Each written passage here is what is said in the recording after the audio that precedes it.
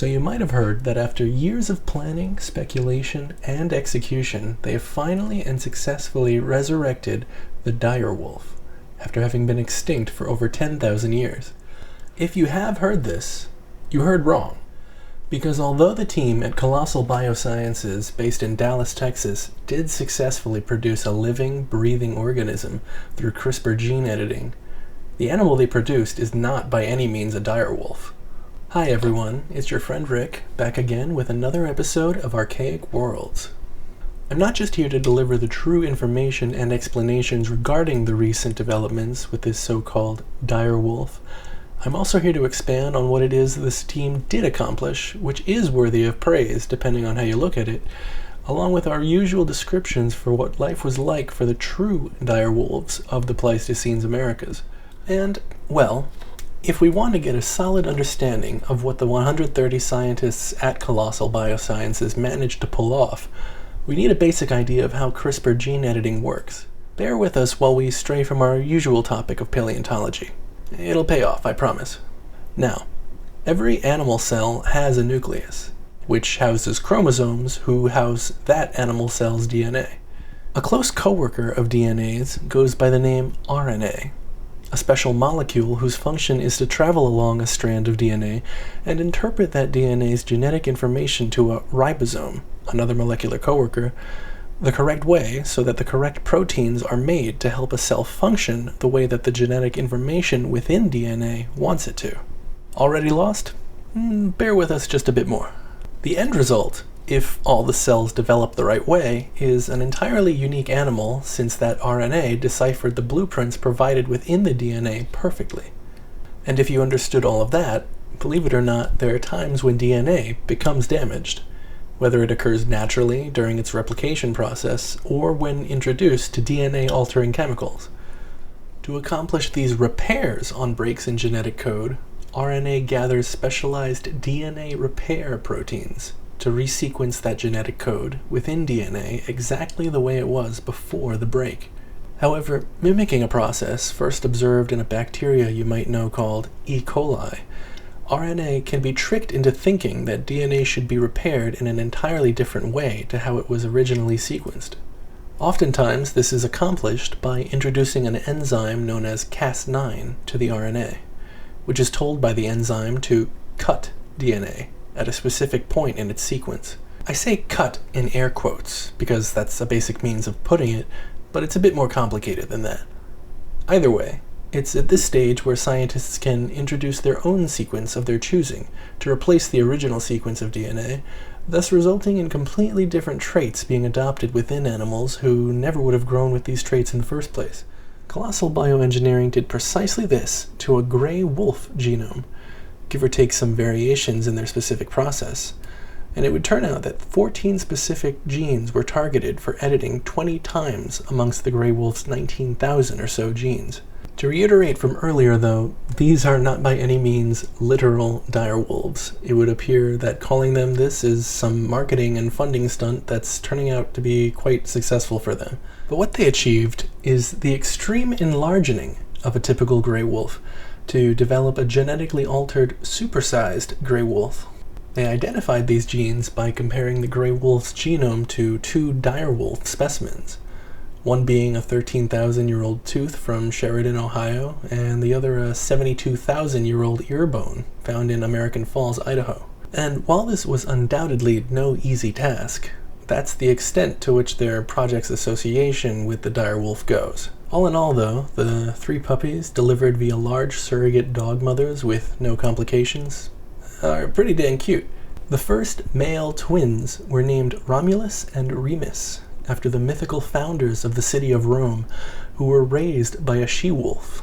And the third, female, was named Khaleesi, after the famous Mother of Dragons from the Song of Ice and Fire book series, which prominently features direwolves. Interestingly as well, the author of the books, George R.R. Martin, got a chance to meet the pups face-to-face, a meeting which probably helped Colossal's funding as well. Focusing on the direwolves themselves, they survived from about 125,000 years to about 10,000 years ago, and the monstrous wolves known by their scientific name Aeonchiondirus were first discovered in the Ohio River near Evansville, Indiana. The first bone being a jawbone with teeth still intact, which was placed in the care of geologist and medical doctor Joseph Granville Norwood in 1854.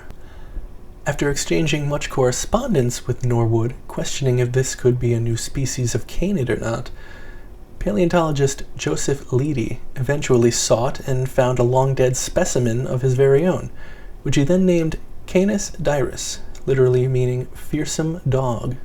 The letters exchanged between these two guys, as well as the type specimen of the dire wolf itself, are actually all preserved at the Academy of Natural Sciences of Philadelphia, where they still are today.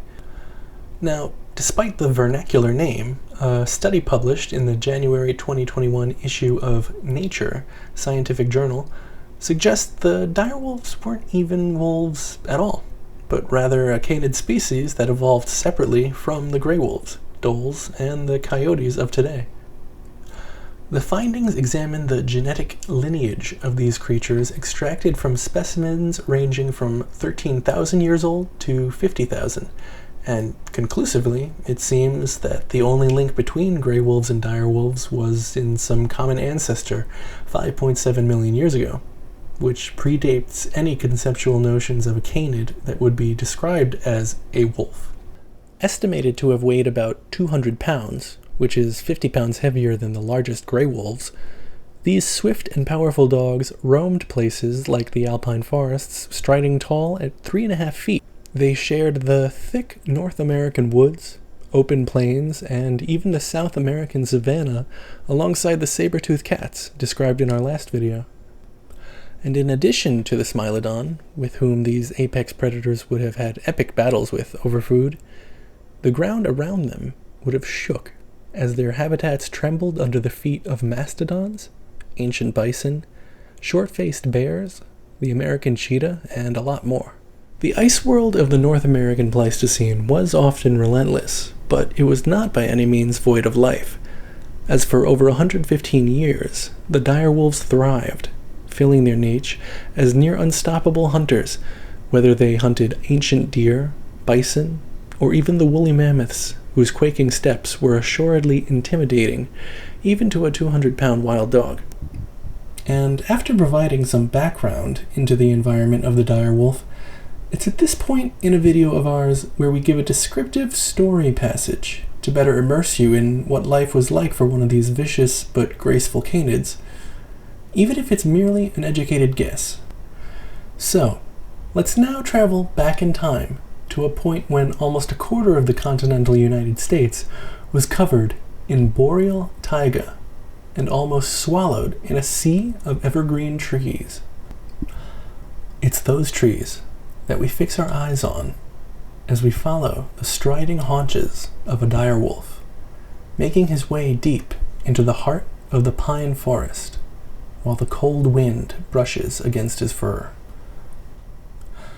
The pack of direwolves has been stalking a white-tailed deer for 2 days, and it's this male who is tasked with herding the deer back toward the pack, for after some time, it seems as though the prey has begun straying toward the frozen river. A grand torrent during the warmest months, the ancient Tees River, which became the Ohio River of modern day after thousands of years of glacial activity, has now frozen over, as winter has made finding prey almost impossible. Almost. Should our direwolf with such an important task fail the pack, and the deer get lost beyond the ice, it may prove difficult to pick up the animal's scent again, and the pack will go hungry for perhaps days longer. So, with deft movements and silent steps, he presses on, following the scent deeper into the dark green maze of pine needles. The sun is making a rare appearance this week for the first time in months. Thus, the task is that much easier for him, but the young dog still has to pick up the pace, as the river is fast approaching. A clearing opens up, revealing a brown dot, who infers the worst-case scenario. The deer is already making its way across the ice. our direwolf breaks into a full sprint, reacting quickly while circling around the deer to prevent it from getting to the other side of the river. The direwolf's huge padded paws give it the edge over the deer, as the prey's hooves are cumbersome atop the frozen water. Now, the deer recognizes the danger it's in, and it panics, attempting to run across in the direction it was heading, but the sight of the approaching canid makes it turn tail back the way it came. It becomes apparent to the rest of the pack, who are looking on, that the time to strike is now. So they spring across the ice to provide assistance. 5 dire wolves arrive on the scene, quickly wrestling the beast to the freezing floor. It's our hero who makes the killing bite to the throat as the deer lets out a final dying cry. Holding tight for some time, suddenly, the hero hears it. A loud crack as the ice splits open wide, revealing the river below. In a split second, a decision is made to run, but it's too late. The direwolf we've had in focus this whole time plunges into the depths of the River Tees, as the torrent, more typically seen in the summer, rages forth, released from its icy prison. For far too long, the direwolf remains below, its snow-white coat swallowed in a curtain of black, until the light of the sun beams through the water, giving the dog salvation and a chance to emerge. Just as his head pokes out of the river, he catches sight of a thick bunch of brambles with his pack member helplessly tangled within the thorns, water rushing into her. He kicks and paddles hard just to cling to anything that isn't a frozen river for a length of time that seems like the entire Pleistocene epoch. The thud comes over them both, quite hard, and the brambles sting like tiny daggers, but it seems as though they survived, for now. Just a strong heave of their bodies over the brambles is all it takes to escape the river. Then, the sight of their pack brings instant relief. It appears that the rest of the pack were already dragging the deer carcass back to the cave, when they just so happened to catch sight of their male and female who narrowly escaped death. Careful and grateful sniffing of each other ensues as the pack is made whole again. Both of the wet members rush back to the cave, but the male makes sure to grab a bite for his young ones, who greet him at the cavern's mouth. Curling up to his mate, to recover from the freezing water soaking his fur, he tears into the deer carcass along with the rest of the pack, keeping a watchful and almost loving eye on the 3 pups, while they enjoy the meal their father valiantly fought for. Thank you very much for watching this episode on dire wolves.